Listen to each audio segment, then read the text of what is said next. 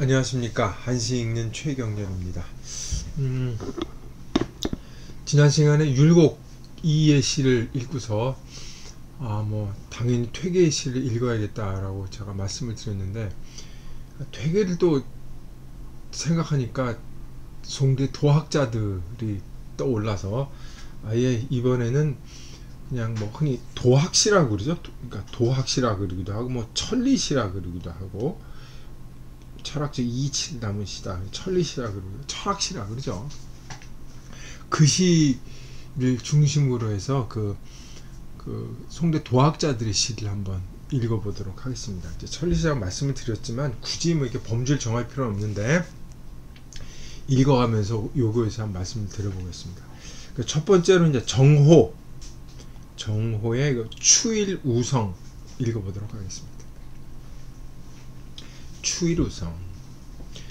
할래 무사 불종용하니 수각동창 일이용이라. 만물정관 개자득하니 사시강여인동이라. 도통천지유형외요 사입풍은 변태중이라. 부기부름 빈천낙하니 남아도차 시호웅이라. 그러니까 가을날 우연히 이루어지다, 우연히 짓다, 이 정도의 뜻이죠. 정호는 이제 정이 우리 명도 선생이라고 이제 흔히 얘기를 하죠. 형이죠, 형. 형이 있고 이제 밑에 이제 이천 선생이랑은 정이가 있죠. 정호, 정이 이제 두 형제인데 기질이 너무 달랐죠. 형은 굉장히 호방하고 온화한 성격인데 비해서 동생은 아주 치밀하고 꼬장꼬장한 성격이었죠. 그 기질 차이 때문인지 그 명도는 시가 한 100편은 안 되는데 몇 개 있어요. 있는데 이천은 시를 보기를 돌같이 하는 사람이라 그 도학 공부하는데 방해가 된다고 시를 안 쓴 사람입니다. 그래서 2편인가 시가 있는데 이런 말씀 드리긴 좀 그렇지만 시가 그러니까 최고 작품이라고 말 조심해야지. 또 최고 작품이라고 보기 좀 힘들어요. 시가 좀 경직된 느낌이 좀 들죠. 그래서 그 시 작품이 좀 그저 그런데 명도는 시가 괜찮습니다. 명도 시가 괜찮은데 이분은 지금 제가 읽는 추일우성에 보면은 어떤 이치를 담았구나 하는 느낌이 탁 드는 그런 게 있죠. 한번 보도록 하겠습니다. 할래 무사불종용 수각동창 이홍이라. 이 한래라 그랬으니까 이제 마음이 한가한 거죠. 마음이 한가하니 어떤 일이든 조용하지 않은 게 없다. 우리 조용하다 그러죠. 마음이 한가하니 모든 일이 다 고요하구나, 조용하구나, 차분하게 느껴진다, 이런 얘기죠. 그래서 잠이 들었다가 잠에서 깨어나니 동창이 이미 붉은색이다. 아침에 붉은 노을이 동창이 밝은 거죠. 여기 동자가 있으니까 이게 저녁 노을이 아니라 아침 노을이라는 걸 알 수가 있죠. 이 선비들이 낮잠을 잔다고 하는 건 상상할 수 없습니다.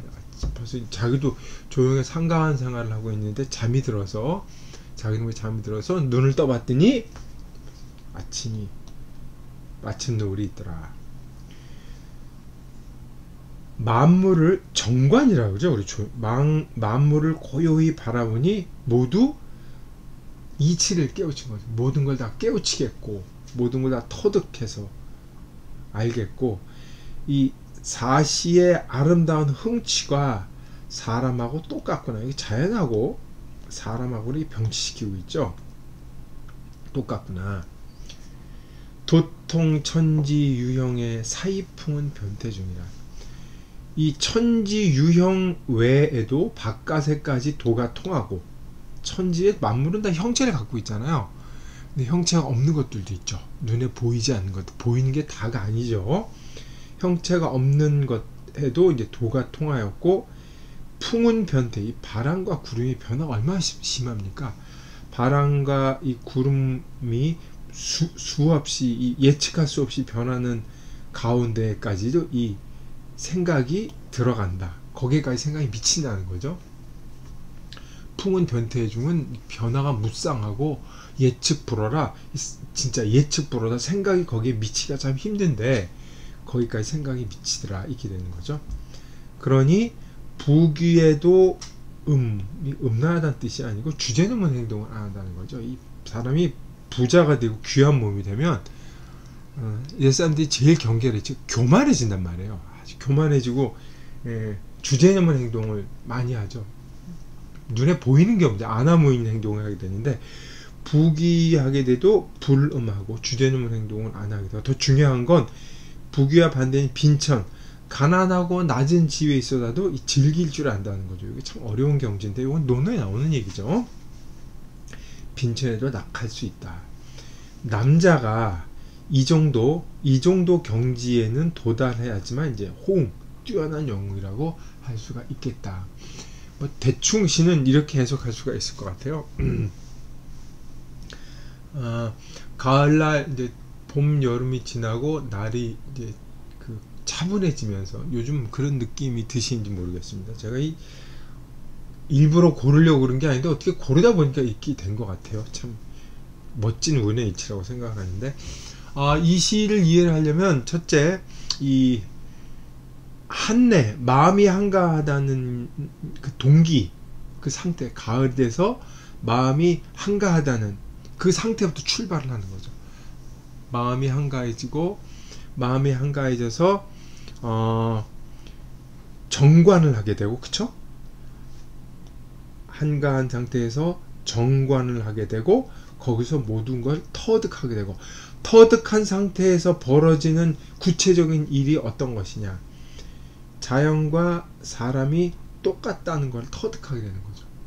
단순히 똑같다는 게 아니라 가흥 아름다운 흥치가 일어나는 아주 이 긍정적이고 이 온화한 마음을 갖게 되는 거죠.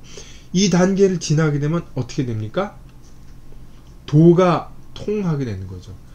앞에서는 사시와 인간과 자연이 이 하나가 돼서 어우러진다는 것을 깨닫게 됐는데 이제 그 다음에는 눈에 보이지 않는 것까지 도가 통하게 되고 이 도를 통하게 되면 풍운 변태 가운데 있다는 이 예측할 수 없는 것에까지 이 생각이 이제 생각으로 뭐라 그럴까 의지적으로 생각한다는 게 아니라 그 이치까지도 다 이제 알 수 있을 정도까지 올라간다는 거죠.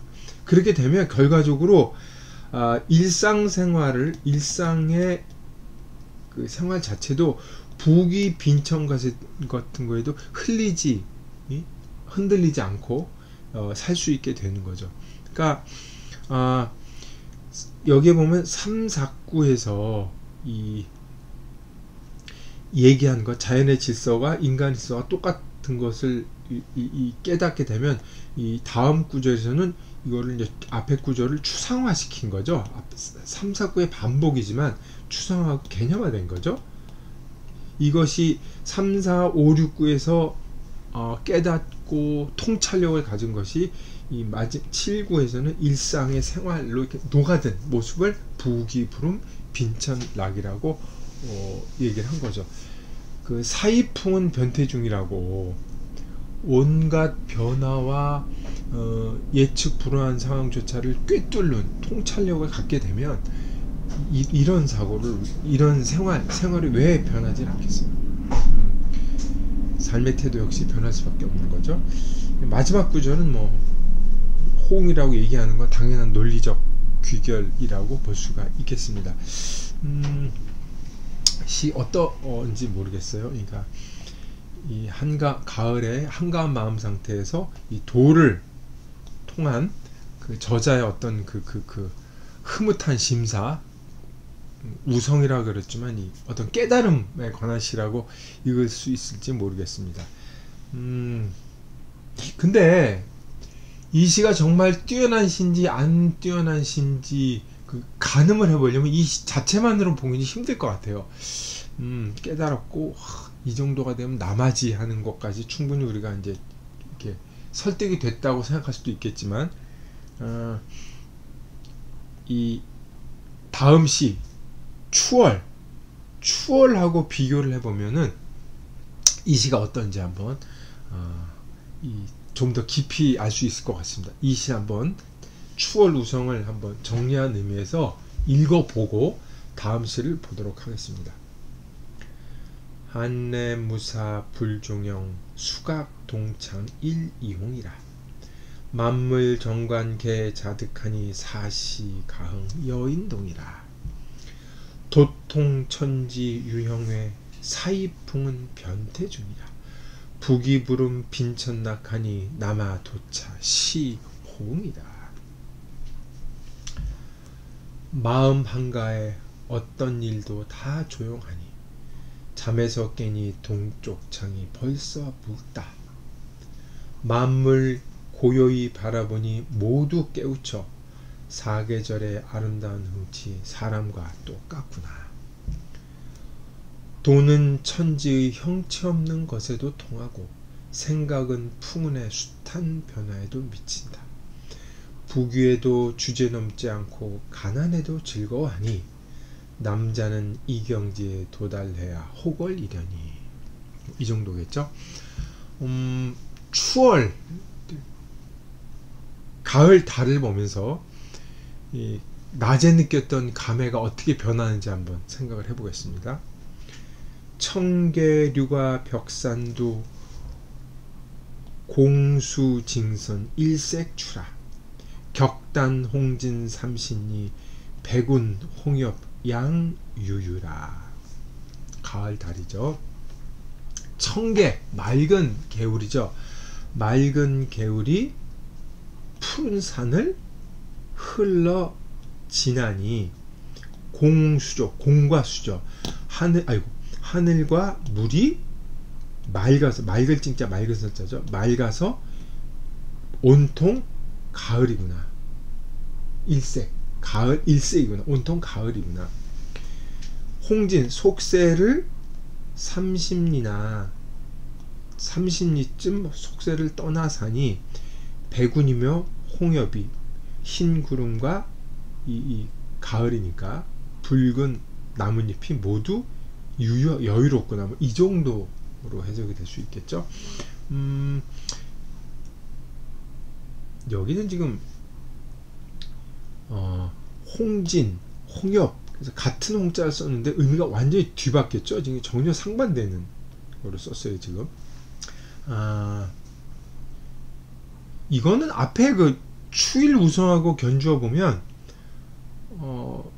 여기 관념어가 하나도 없죠. 앞에는 도통이니 사입이니 그쵸? 정관, 자득 이런 말이 있었고 부기부름 빈천낙이라 그래서 뭐 그것까지 뭐 적의하기 뭐 추상어라고 볼 수는 없지만 자연물하고 관념하고 뒤섞여 있어서 관념적인 세상 어떤 도를 통하는 경지를 노래하는 것 같긴 한데 그 언어나 개념이 노출이 됐어요.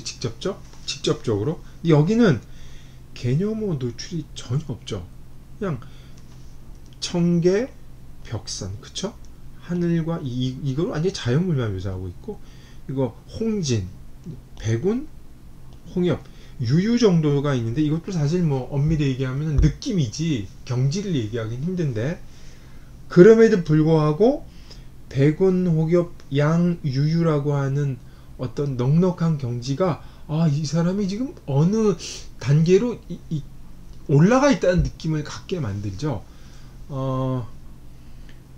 추일 우성보다 한 단계 높다는 걸 알 수가 있어요. 그러니까 나 도 터득했어 라고 웬 도사들이 이렇게 많은 세상인데 요새 그런 것보다 백운 홍엽 양유유하는 게 하는 느낌이 들게 만들죠. 독자로 하여금 뭔가 있다는 느낌을 탁 갖게 만드는 거죠. 광경만 있고 광경만 있죠. 지금 광경만 있고 풍경만 묘사를 했는데도 어떤 느낌 새로운 세계에 진입했다는 그 느낌을 독자에게 갖게 하는 것. 요게 이제 시가 이제 잘 썼다고 하는 거죠. 추일 우성보다 한 단계 높다는 거를 얘기를 하는 거죠. 어려운 글자 하나도 없어요. 시어가 굉장히 평이합니다. 근데 의미는 깊어지고 말 이외에 다른 게 있다는 걸 갖게 해주죠. 잘 쓴 시예요. 추일 우성에 비하면 이게 확실히 잘 썼다는 느낌이 드는 거죠. 경지가 높구나 하는 느낌을 갖게 돼요. 근데 이 시에도 제가 굳이 꼬집자면 격단홍진 30리라 그랬거든요. 30리를 떨어져 있어야만 이 백운홍엽이 자연이 자연 자체로 여유롭게 보인다고 얘기를 할 수 있는 거죠. 그러니까 세상과 떨어져 어떤 거리를 두고 공간이 중간에 완충지대가 있어야 자연이 자연 자체로 보이는 거예요. 이게 되게 재밌죠? 앞에는 자연과 일체가 됐다고 얘기를 하고 그렇잖아요. 그러니까 사시 가흥 여인동이라. 그래서 뭐 사시 가흥 아름다운 게 사람과 똑같다 그래서 자연의 질서 하나 된 느낌을 가졌다고 얘기를 했는데 여기서는 백운 홍엽 양유유 그래서 흰 구름과 이 단풍 든 것이 그것은 그것대로 있고 그걸 바라보는 나는 나대로 있다. 그런데도 불구하고 자연과 뭐라 그럴까 일체감을 느끼는 느낌이 강하죠. 이거 참 묘한 시예요. 그래서 그럼에도 불구하고 30리라는 거리감이 있기 때문에 이 거리감이 없으면 이걸 느낄 수 있었을까라는 느낌을 가질 수가 있겠죠. 제가 왜 이렇게 건방진 말씀을 드리냐 하면 이 거리감이 없이도 더 높은 경지에 도달한 시가 있기 때문에요. 시가 점점 깊어지는데 가을이 깊어지는 시가 점점 깊어지는데 그 시를 보도록 하겠습니다. 자, 요건 글씨 읽기 전에 이 가을 달이 어떤지 한번 정리를 하고 다음 시로 넘어가 보도록 하겠습니다. 청계류가 벽산두 공수진선 일색추라 격단홍지 30리 백운홍엽 양유유라 맑은 내 푸른 산을 흘러 지나는데 하늘과 물이 맑아 온통 가을빛 속새와 30리 떠나 있으니 흰구름 붉은 나뭇잎이 모두 여유롭구나.